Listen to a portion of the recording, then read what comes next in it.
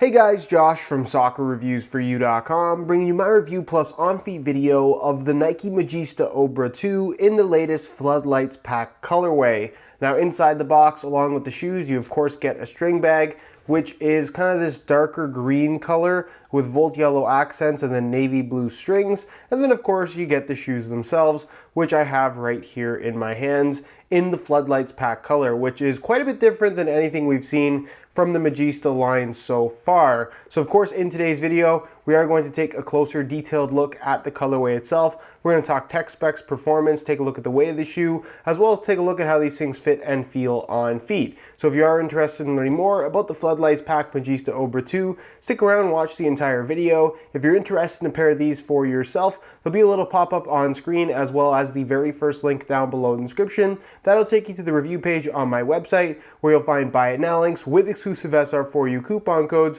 where you'll be able to pick these up below their normal $300 retail price. So if you're interested in a pair, pop up on screen, link in the description, go ahead and check it out. And with that being said, let's get right into the review. Starting off with the colorway, the official list of colors for this particular shoe is Rio Teal, Volt, Obsidian, Clear Jade, Hyper Turquoise, and Racer Blue. So you essentially have kind of three shades of this greenish teal color. It's darkest towards the outside of the shoe. The majority of the upper is that darker shade. I'm not sure exactly which color specifically that's supposed to be. I assume it's Rio Teal, but I could be wrong on that. And then you can see in kind of the heat mapped areas, it becomes a little bit lighter and then lightest towards the middle. So definitely an interesting colorway overall. It does have a clear Nike skin kind of layer on top, so you do get to see the actual knitted Flyknit upper, which does have all the colors kind of woven into everything, which is kind of neat. You do have the darker green in the laces, and then as you get towards the back of the shoe as well as into the collar, they introduce that Obsidian, which is kind of like a darker blue, which actually looks really good in combination with that darker green color. And of course you do have solid bits of Nike skin in Obsidian at the heel as well. And then of course the outside edge of the sole plate is also Obsidian in color with more teal at the bottom. You can see you have a Volt yellow accent in the form of the Nike swoosh on either side. The ACC branding is also in Volt. Same thing goes for the Magista branding there on the heel. And overall, while I'm not crazy about kind of more vibrant colorways, I wouldn't necessarily describe this as a super loud color. Yes, it has some Volt yellow in there, but for the most part, it's a darker green, not necessarily grass green, but one that is a darker color in general. So it's not overly bright, it's just kind of more so unique is the best way to describe it. And that is a shade of green that we're not really used to seeing, but in person, honestly, I'm pretty happy with how they look, but let me know what you guys think down below in the comment section. Do you like this colorway? Why or why not? And with that being said, let's move on to the tech specs so we can learn a little bit more about the overall performance. When it comes to performance, the Magista Obra 2 is a very, very good shoe. Of course, in today's video, we're gonna go over all the basic tech specs that you should know if you are interested in these. But if you guys want as much info as possible, or you just wanna see the shoes in action,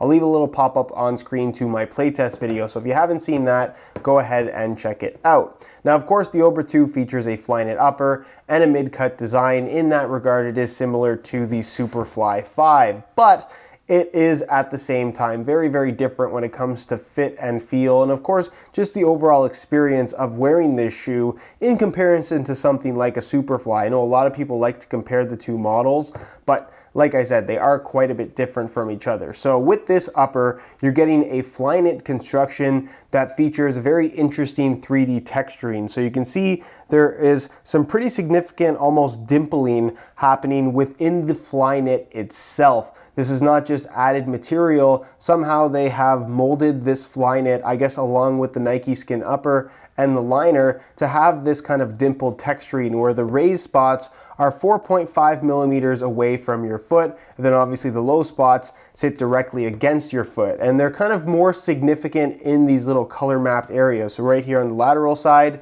and then right here in the midfoot. Now what this dimpling actually does, it's not so much noticeable in terms of just texture that it does have when you run your fingers along it. You don't feel that on the ball, but when you do make contact with the ball, what you'll find is that these dimples flatten out. So you get this dampened sensation almost a padded feel, but without taking away actual feel. The upper is not any thicker, it's just textured. So you really get this kind of almost leather-like dampened quality, but with the feedback on the ball that you would expect from a much thinner shoe. And that's really what I like so much about the Magista Obra 2 and why it's one of the more unique models from a touch standpoint in terms of what's out there right now. It's pretty difficult to compare this to anything else, and it really does a good job of providing that feel that I just described that honestly I can't compare to much else out there at the moment. So obviously you do have the Nike skin covering on top, just so the upper isn't left completely slick. It also acts as a protective layer. ACC all conditions control acts as your wet control element,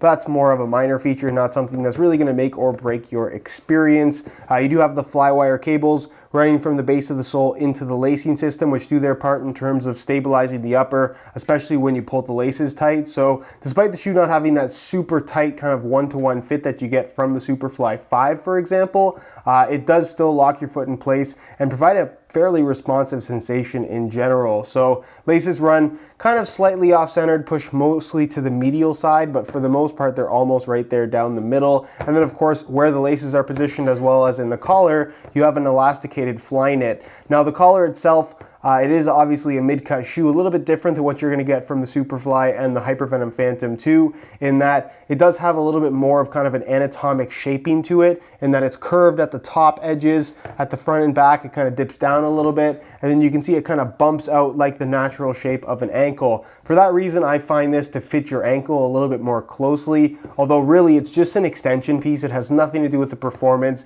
It impacts the fit a little bit, but something that you put on, you'll notice for the first 10 minutes of wear and then you stop noticing entirely. There's no ankle support here. There's no protection aside from just an extra layer of material. And again, this is something that Nike's putting on their shoes more so as something to set themselves apart from everyone else, as opposed to something that, like I said, has a tangible performance advantage to it. Internal heel counter, which is pretty straightforward, does get the job done. You do have a heel liner that is a smooth synthetic suede, which I actually really like. The insole is fully removable. It features a mesh liner on top, and it's basically the same insole you'll find in a pair of Tiempo Legend 6s, being this yellow foam with the pour-on foam inserts in the heel and forefoot area for just a little bit of extra underfoot cushioning. And then underneath the insole, you'll find in the heel as well as in the forefoot, hopefully you guys can see that, those little dots there underneath the insole on the underside of the sole plate. Those are actually a little bit of a grip texturing, so that's just there to prevent the insole from sliding around on the inside of the shoe, which is actually a really good idea. And insole slippage isn't an issue based on my experience with these. The outsole, or the sole plate I should say, is made from a compressed nylon material. It's got some decent flexibility to it. It's nice and rigid through the heel, and through the midfoot it's fairly stiff as well, which is kind of what you want. And then of course the stud pattern, this being a firm ground stud pattern, a little bit different than what we got from the first generation of Magistas, but nothing that is too crazy as far as kind of major changes are concerned. The stud shape is kind of more of a half moon shape. And as far as just general traction is concerned, it works quite well on firm natural grass. It's a little bit lower than what you'll get from the Tiempos, just making for a closer to the ground feel. The studs themselves dig into the ground quite well. And like I said, the overall traction is quite good. It reminds me more of the Tiempos than say something like a Hypervenom or a Mercurial, but for the most part I haven't heard too many people complain about it, and you're unlikely to have any issues with it either. So as far as traction is concerned, these definitely do get a pass from me. In terms of weight, the Obra 2 is a relatively lightweight shoe, and of course for the sake of the video I'm going to weigh them for you today in real time using this scale. Keep in mind that this is a brand new pair in a size 9.5 US. We're going to throw them on the scale, and you can see that they weigh in at 7.6 ounces, the equivalent of 216 grams. So just under the 8 ounce mark, which like I said is light enough. They're not going to feel overly lightweight on your feet, but they certainly aren't going to feel heavy either. With that being said, I think if you are interested in a shoe like the Obra in general, you're probably not too concerned about the weight. So again, if you want something super light,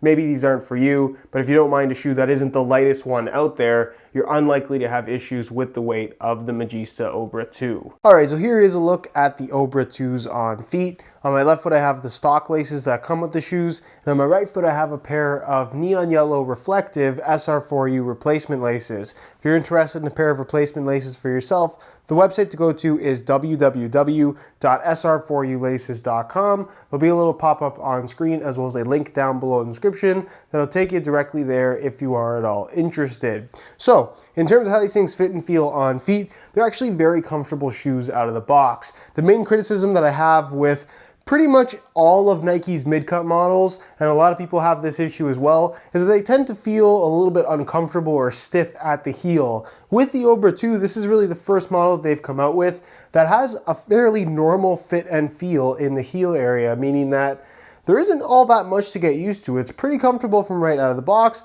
I still recommend taking things slowly, as you should with pretty much any brand new pair of shoes. It's generally not a good idea to wear them straight into a game, for example, but after a few hours of wear time, you should be pretty much good to go from a comfort standpoint. There's really not that much to break in with these. The upper is soft, it feels flexible on your foot. It does have that sock-like sensation, being that it is knitted and entirely made from one piece of material. And again, it's just a comfortable shoe in general. Width-wise, it has some pretty decent width to it. It's not going to stretch all that much, but they will be suitable for most people. If you have really, really wide feet, maybe not the best option, but like I said, they'll fit most people pretty comfortably. And as far as sizing is concerned, I am wearing a size 9.5 US, which is a half size larger than I would normally wear, and that's because the Magista line runs a half size small, so if you are looking to order a pair of these for yourself, I would strongly recommend going a half size up in order to achieve the best possible fit. Alright guys, that is it for my review of the Floodlights pack Nike Magista Obra 2. If you guys are interested in a pair of these for yourself, you can click the little eye in the corner of the screen or click the very first link down below in the description, and that's going to take you to the review page on my website where you will find buy it now links with exclusive SR4U coupon codes where you'll be able to pick these up below their normal $300 retail price. If you have any questions at all regarding this shoe, leave them down below in the comments and I definitely will get an answer out to you. If you enjoyed today's video, found it helpful and informative, be sure to support it with a like. Subscribe if you haven't already for daily videos on all the latest and greatest soccer gear. You can find all of my social media information linked in the description as well. And other than that, guys, hope you enjoyed today's video, and as always, thanks for watching.